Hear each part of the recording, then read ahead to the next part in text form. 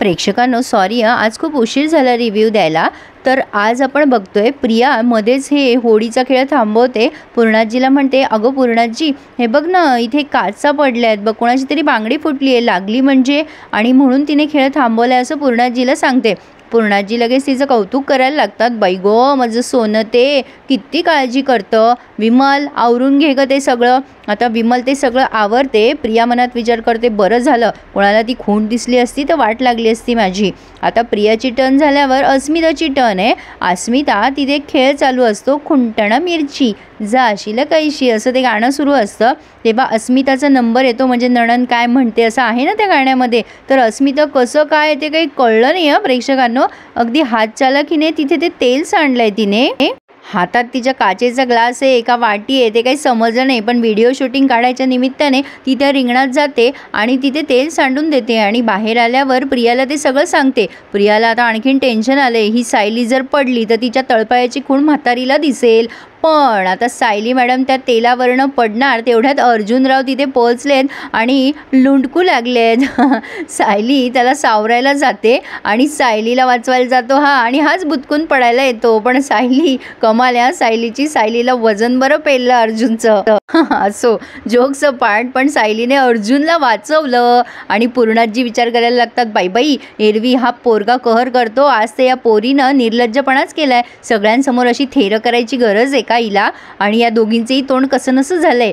अस्मिता विचार करते अर्जुन कशाला कडमडला तिथे, आणि अशा प्रकारे जरा 2-3 सेकंद ही पोज अशीच राहिली आहे या दोघांची। शेवटी कल्पना ताई त्या दोघांनाही खाली खुर्चीवर बसवतात आल्हाद, अरे अरे असं कसं झालं हे विमल बघ तरी। आणि आता ह्या ज्या आजीबाई आहेत ना प्रेक्षकांनो, त्यांना कौतुक करायलाच ठेवलंय बरं का सायली अर्जुनचं। त्या लगेच कौतुक करायला लागतात, बाई तुझी बायको काय शूरवीर आहे रे अर्जुन, तुला वाचवलं तिने, खरंच लाखात एक जोडा आहे बाई। आणि अर्जुन मात्र त्या आजीबाईचं ऐकून ऐकून छान लाजत असतो, कौतुक ऐकून हो। आणि आता इकडे मात्र अर्जुन म्हणतोय, म्हणजे आता डिटेक्टिव्हगिरी सुरू झाली आहे त्याची, असं कसं तेल सांडलं इथे आधीमध्ये। कल्पनाताई म्हणतात हो ना इतक्या वेळ तर दिसलं नाही आणि आता अचानक असं कसं तेल पडलं इथे। आता अर्जुन म्हणतो मम्मा हे किचनमधून आलेलं दिसतंय, आता तेल हे किचनमध्येच असतं ना।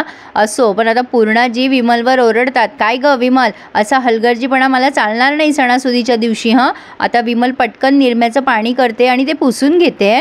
इकडे आपले अँग्री यंग मॅन बच्चन साहेब म्हणजे आपले रविराज काका खूप चिडलेले असतात तन्वीवर। ते विचार करतात की सुभेदारांकडेच जाऊन बघायला हवं, तसंही ती अस्मितावर मला भरोसा नाहीये, अस्मिताचा कोणालाच विश्वास नाहीये। पण आता ते निघायला लागतात सुभेदारांकडे, तेव्हा नागराज सुमनला उगाच मॅन्युप्लेट करतो, अगं आपली तन्वी आईविना लेकरू ते पूर्णाजीने आग्रह केला म्हणून गेली ग, आता ना दादा तिला खूप ओरडणार। आणि बिचाऱ्या सुमनला जरा माया येते आणि रविराज काका निघणार तेवढ्यात सुमन म्हणते, भाऊजी अहो तन्वी ना तिकडे नाही गेली आहे, ती तिच्या खोलीत रडत होती, तेव्हा मीच तिला म्हटलं तुझ्या मैत्रिणीकडे वगैरे जाऊन ये तुला बरं वाटेल, तिच्या मैत्रिणीकडे गेली आहे ती, सुभेदारांकडे नाही सापडणार तुम्हाला।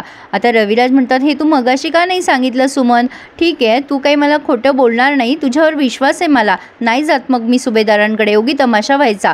आणि असं म्हणून त्यांनी पटकन सुमनचं ऐकलंय, पण सुमनला खूप गिल्टी फील झालंय, ती रविराज काकांशी खोटं बोलली म्हणून। नागराज म्हणतोय वा सुमन तू आज वाचवलंस ग तन्वीला।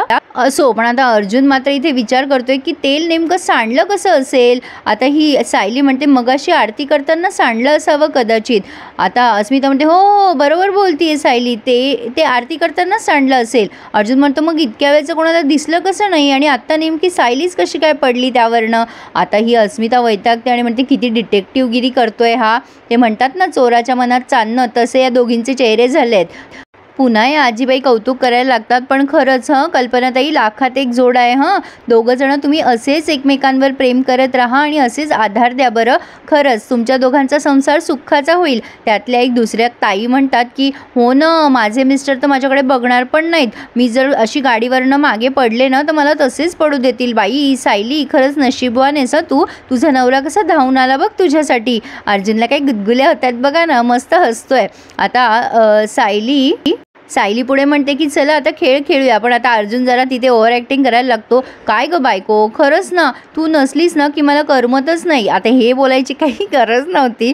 आता सायली त्याला हळूच म्हणते, अहो जास्ती नका बोलू, खोटं वाटतंय ते. याला तिथे प्रेम दाखवायचं असतं सगळ्यांसमोर, म्हणून हा ओव्हर ॲक्टिंग करत असो. पण आता पुन्हा ते आजीबाई म्हणतात, बाई तुझ्या नवऱ्यासारखं प्रेम जर माझ्या नवऱ्याने अर्ध जरी केलं असतं ना तर मी भरून पावले असते. सायली हसते मात्र फार गोड. हो हो हो ते तर आहेच. आता अर्जुन म्हणतो, बरं चालू दे तुमचं, मी इथे माझी ना बुक घ्यायला आलो होतो म्हणून जरा रेंगाळलो. आता कल्पनाताई म्हणतात, जा बरं बाळा तुझी बुक घेऊन जा. मला इथे ना अर्जुन अगदी टिपिकल इंग्लिश मीडियमचा मुलगा आहे असं भास झाला आहे. कल्पनाताई म्हणतात, तुझी बुक घेऊन जा बरं बाळा. आता अर्जुन जात असतो तेव्हा सायली उठताना तिच्या पायात जोरात कळ येते. अर्जुन पुन्हा माघारी धावतो आणि काय झालं बायको करून तिचा पाय बघायला लागतो. आता हिला वाटतं की पुन्हा तो तिचा तळपाय बघेल. काहीतरी जर प्रेक्षकांनो, काय हाच क्षण आहे का तिचा तळपाय बघायला?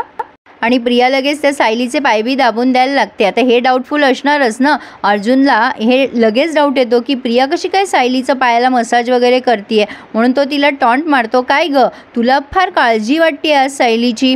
त्यावर प्रिया म्हणते, असं काय रे अर्जुन, मला सगळ्यांचीच काळजी वाटते. आणि सगळेच जण जरा अचंबित होऊन प्रियाकडे बघायला लागतात. अगदी अस्मिता, कल्पनाताई सगळेचे सगळे. पण लगेच पूर्णाजीला फार कळवळा आहे नातीचा. पूर्णाजी म्हणतात, मग माझी तन्वी आहेच माझ्या प्रतिमासारखी, तिला सगळ्यांबद्दलच माया आणि प्रेम वाटतं. लगेच प्रिया अर्जुनकडे अशी बघायला लागते, पण मनात विचार करते, बरं झालं या सायलीच्या पायाची खूण कोणाला दिसली नाही, त्यामुळे मला ह्या मुलीचे पाय दाबावे लागतात. काय वेळ आली आहे माझ्यावर. सायली म्हणते, अगं राहू दे प्रिया, बरी आहे मी आता.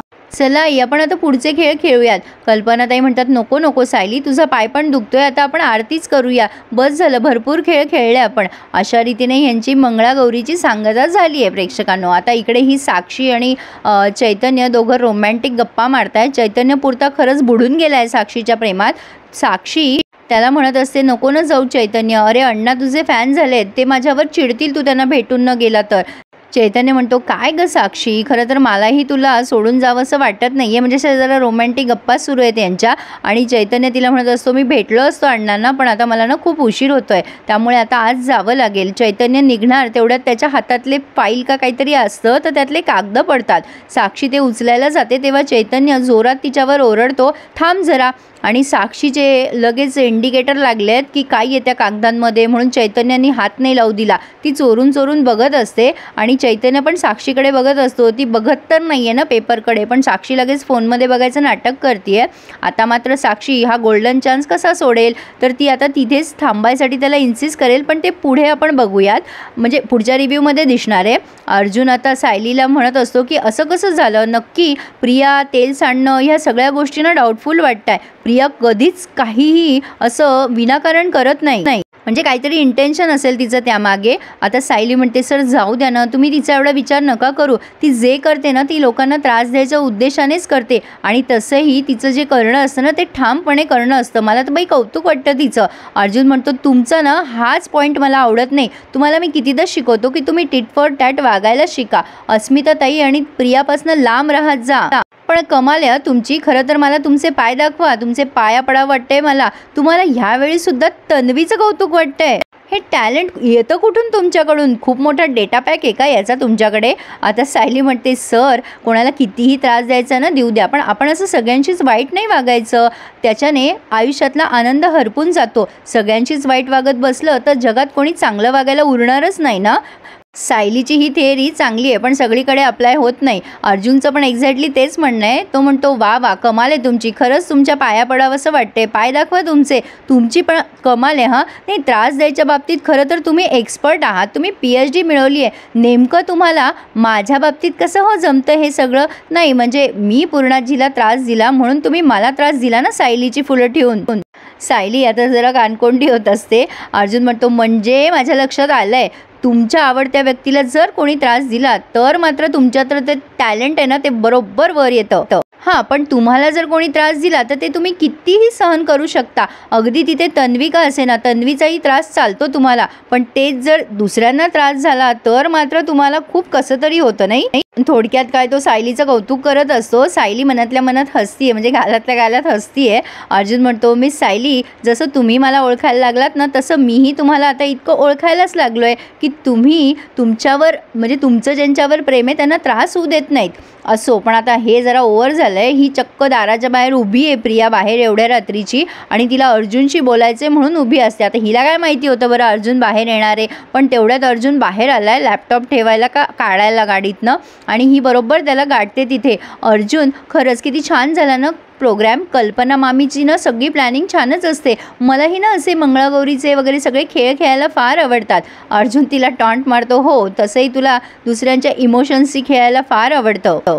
प्रिया लगेच म्हणते, असं काय रे, नाही पण नाही तू ना खरंच मला तुझा सेन्स ऑफ ह्युमर खूप आवडतो. हां, तू जे ते आश्रमात जाऊन रिक्रिएशन करायची आयडिया लावली आहेस ना ती खूप भारी आहे. पण अरे मला ना तिथे ते सगळं नाही आठवायचं रे, ते खून वगैरे मला खूप त्रास होतो रे अर्जुन. आपण ते कॅन्सल करूयात ना रे प्लीज, बघ ना काही झालं तर. अर्जुन म्हणतो, तन्वी त्याच आठवणी आपल्याला परत आठवायच्या आहे ना, त्यामुळेच तर केस सुटायला मदत होणार आहे. पण आता ही लगेच त्याचा हातबीत धरते आणि म्हणते, असं काय करतोस रे अर्जुन, असं का वागतोस तू माझ्याशी. अर्जुन तिला म्हणत असतो, हात सोड, असं परपुरुषाचा हात धरणं योग्य नाही ना, तेही अर्ध्या रात्री घराच्या बाहेर उभी. ही लगेच ही म्हणते, असं काय करतोस रे अर्जुन, आपण आपली मैत्री वाढवायला हवी ना, असं जवळ यायला हवं. हा काय डायलॉग झाला का. असो, पण आता अर्जुन तिच्याकडे रागाने बघत असतो आणि सायली तिथे येऊन पोहोचते आणि अर्जुनच्या हात त्या प्रियाने धरलेला असतो ना, म्हणून सायली त्या प्रियाचा हात जोरात झटकते. आता इथे त्यांनी हा रिव्ह्यू पूर्ण केला आहे, पण पुढे आपण बघतोय की सायलीने अगदी ठामपणे प्रियाला सांगितलंय की माझ्या नवऱ्यापासून असंच 10 पावलं दूर राहायचं. त्यामुळे आता प्रियाला जरा भीती वाटली आहे सायलीची, पण ती तात्पुरती. असो, पण आता हा आपला येडा चैतन्य त्या अण्णांच्या बरोबर रेगीत आला आहे. अण्णाने त्याला फुल दारू पाजली आणि सगळे एक एक उकळून घेत आहेत. आणि अर्जुनचा नेमका फोन आल्यावर साक्षीने तो कट केला आहे. त्यामुळे अर्जुनला डाऊट आला आहे की एवढ्या रात्री याने माझा फोन कट कसं काय केला, हा नेमका कुठे बिझी आहे. तर काय वाटतं प्रेक्षकांनो, अर्जुन आता साक्षी आणि चैतन्याचं राज लवकरच ओपन करेल. काहीतरी एक ओपन करा म्हणा. आता त्या खुणेचं सुद्धा यांनी असंच मोकळं सोडून दिलंय. मला वाटलंच होतं एवढ्या लवकर काही हे रिव्हील करणार नाही. असो प्रेक्षकांनो, पण सॉरी हां, खरंच आज खूप उशीर झाला. पण कसा वाटला रिव्ह्यू मला नक्की कळवा. आणि प्लीज आपल्या चॅनलला सबस्क्राईब करायला विसरू नका. आणि नवीन मालिकेचा रिव्ह्यू थोड्याच वेळात ऐका. So please subscribe my channel and enjoy my review. धन्यवाद.